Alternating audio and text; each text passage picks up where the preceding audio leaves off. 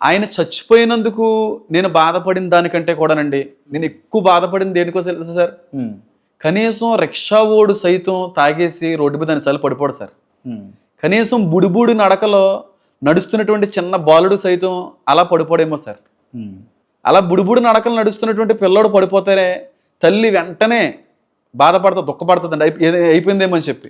ఉమ్, నేను ఎక్కడ బాధపడ్డానంటే అండి, చిన్న పిల్లోడి కంటే కూడా అధ్వానంగా అన్నిసార్లు పడిపోతున్న దృశ్యాలు చూసినప్పుడు అంటే నిజంగా బాధేస్తుందండి. ఉమ్, ఆయనే ఎంత బాధపడి ఉంటాడు. ఉమ్, ఇంకా అది అంతే సార్. అది వాటి గురించి మనం మాట్లాడుకోవడం కూడా అంత మంచిది కాదేమో అని అనిపించింది. చాలా చాలా బాధేస్తుంది. ఒకవేళ నిజంగా సీసీ కెమెరాల్లో పడిపోయినటువంటి వ్యక్తి నిజంగా ప్రవీణ్ పగడాల గారు అయితే నిజంగా అలాంటి సమస్య, అలాంటి శ్రమ ఏ మనిషికి రాకూడదు సార్. అంత పేరు ప్రఖ్యాతలు సంపాదించినటువంటి వ్యక్తిని సాతాను పూర్తిగా లోకం ముందు బ్యాట్ చేయాలన్న ప్రయత్నం చేసిందండి.